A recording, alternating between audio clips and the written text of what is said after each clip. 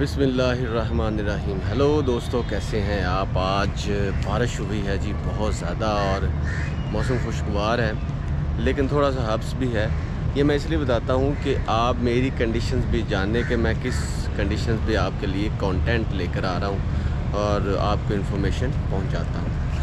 दोस्तों, आज मैं बनाऊंगा वीडियो उन लोगों के लिए इन्फॉर्मेशन लेकर आया हूं जो सफ़र करते हैं जी बहुत ज़्यादा और जिनको टर्बुलेंस से लगता है जी बहुत ज़्यादा डर, जो टर्बुलेंस को लेकर बहुत डरते हैं जी। तो दोस्तों, ये वीडियो उनके लिए, तो आपने जमे रहना है। दोस्तों, एशिया की बात करें ना, तो एशिया में बहुत से ऐसे कंट्रीज़ हैं जहाँ पे जाना एक बहुत बड़े अचंभे की बात है कि वहाँ पे जब कभी भी आप जाएंगे तो आपको कुछ ना कुछ ऐसा मिलेगा या कुछ ना कुछ ऐसा आपके साथ होगा which is actually really memorable. लेकिन कुछ कंट्रीज़ ऐसे हैं जहाँ का सफ़र करें तो आपके लिए बहुत ही, जैसे कहते हैं पंजाबी, वबाले जान बन जाता है। आपकी जान को सुकून नहीं मिलता। वो तब होता है जब आपकी एयरलाइंस में टर्बुलेंस बहुत ज़्यादा हो और आप परेशान हो कि भाई मैं तो इतने पैसे खर्च के इस कंट्री के लिए आया हूँ और यहाँ पे हो रही है जी बहुत ज़्यादा टर्बुलेंस, तो फिर आपका मज़ा हो जाता है जी अधूरा। तो दोस्तों, इस सिलसिले में मैं आपको कुछ एयरलाइंस बताऊँगा जहाँ पे टर्बुलेंस बहुत ज़्यादा है। ये इसमें एयरलाइंस का कसूर नहीं है, इसमें बस वो रूट्स का कसूर है जहाँ पे टर्बुलेंस है ही बहुत ज़्यादा। जैसे कि बड़े पुरानी बात है, मलिंडो एयरलाइंस हुआ करती थी जो पाकिस्तान लाहौर से कुआलालंपुर और कुआलालंपुर से लाहौर के लिए ऑपरेट करती थी। उसमें मैंने एक दफ़ा सफ़र, बल्कि 2 दफ़ा सफ़र किया था, लेकिन एक सफ़र बहुत ही बुरा था मेरा। वो रात के टाइम की फ़्लाइट थी दोस्तों। शाम को मैं लाहौर के एयरपोर्ट पे पहुंचा, मेरी फैमिली मेम्बर्स भी मेरे साथ थे और मैं बड़ी खुशी और बड़ी चाई वहाँ पे गया एयरपोर्ट्स पे और मैंने कहा कि जी आज का सफ़र तो होगा बहुत ही ज़्यादा हसीन, दिलकश, दिलनशी। तो टिकट भी कुछ सस्ती थी, महंगी नहीं थी, इकॉनमी क्लास थी भाइयों। आज तक कभी हम फर्स्ट क्लास में, बिज़नेस क्लास में तो नहीं बैठे, लेकिन ये है कि इकॉनमी क्लास थी और मैं बैठ गया जी मलिंडो एयरलाइंस में। ये मलिंडो एयरलाइन जो थी ये ऑपरेटेड बाय है जी इंडोनेशिया और मलेशिया।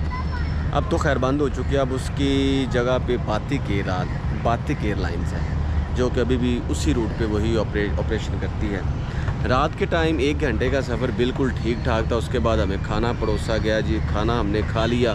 खाना कुछ ख़ास नहीं था, ऐसे था कि जैसे बदोबदी किसी वलीमे ते चले जाने हैं तो सानू अजीब कुछ खिला दिता जाता, इस तरह का खाना था। और फिर क्या हुआ, तकरीबन आधे सफ़र के बाद अचानक जहाज़ गया। छोटा जहाज़ था, बोइंग था, और उसमें तकरीबन 210 या समझ लें कि 200 के करीब मुसाफिर बैठे हुए थे। और अचानक जहाज़ के अंदर एयर पंप आ गया। हो जहाज़ बिल्कुल सीधा जा रहा था और अचानक नीचे आ गया। तकरीबन 3 से 4 सेकंड तक जहाज़ ऐसे उसने किया तो हमारी तो निकल गई चीखें। मेरी तो खैर चीख भी नहीं निकली थी, मुझे नहीं पता था कि क्या हुआ उस टाइम। और आंखें बंद, और सारे लोग जो ऑलमोस्ट 99% सारे मुस्लिम ही थे, तो सब ने तो जी अल्लाह को याद किया सच्चे दिल से और कलमा पढ़ना शुरू कर दिया।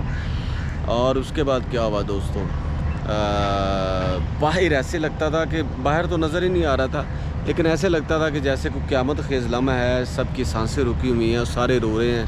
उसमें थोड़े से चंद बच्चे भी थे और उन बच्चों ने तो हमें ज़्यादा ही परेशान कर दिया। वो इसलिए दोस्तों कि वो बच्चे रो नहीं रहे थे, उन बच्चों ने ऐसे लगा कि जैसे वो अल्लाह मियों को प्यारे हो गए हैं। इतना डर और इतना खौफ था।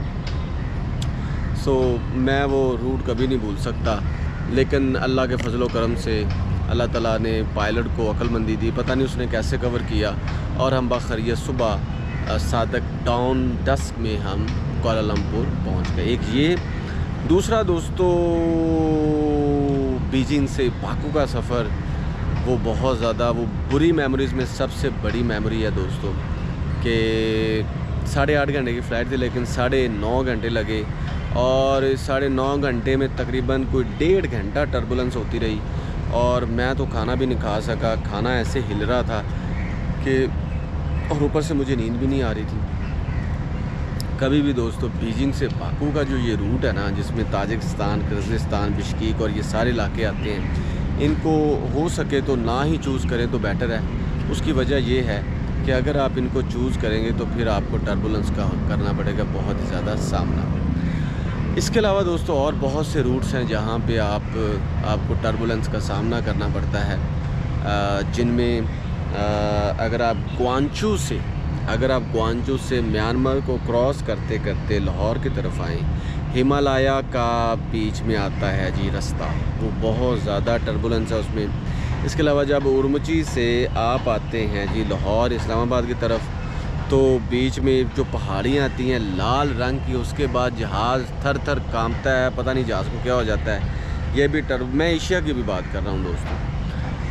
इसके अलावा दोस्तों आप ग्वांचू से बीजिंग या ग्वांचू से वुहान की तरफ जाएं, या वुहान से आप चengdu की तरफ जाएं, या चengdu से आप शांसी की तरफ जाएं, ये चाइना के इलाके हैं, तो वहाँ पे भी दोस्तों होती है बहुत ही ज़्यादा टर्बुलेंस, और इतनी ज़्यादा टर्बुलेंस है कि आप हैरान हो जाएंगे। इसके अलावा एक और रूट है दोस्तों, छोटा रूट है इस्लामाबाद से काशी का, काशगर से इस्लामाबाद, इसमें भी टर्बुलेंस है। और जब आपका जहाज़ भूटान, मालदीव और ये इन पहाड़ियों इन कंट्रीज़ के ऊपर से जा रहा होता है ना दोस्तों, स्पेसिफ़िकली म्यांमार और लाओस और कैम्बोडिया, वहाँ पे भी बहुत ज़्यादा टर्बुलेंस होती है। कहा यह जाता है कि इंडोनेशिया और मलेशिया के दरमियान भी बहुत ज़्यादा टर्बुलेंस है। तो ये एशिया के कुछ इलाके हैं। जापान में भी टर्बुलेंस है जब आप ओसाका से चाइना की तरफ आ रहे होते हैं, और साउथ कोरिया से जब आप लाहौर की तरफ आ रहे होते हैं ना दोस्तों, तो या जापान से लाहौर की तरफ आ रहे होते हैं, तो दरमियान में जो साउथ कोरिया आता है ना, वहाँ पे भी बहुत ज़्यादा टर्बुलेंस है। तो ये है दोस्तों मेरे नज़दीक, मेरी एक्सपीरियंसेस के मुताबिक कि टर्बुलेंस कि एशिया में यहाँ टर्बुलेंस बहुत ज़्यादा होती है। कोशिश करें, एहतियात करें और अपना ख्याल भी रखें, और मुझे दे इजाज़त। Thank you so much.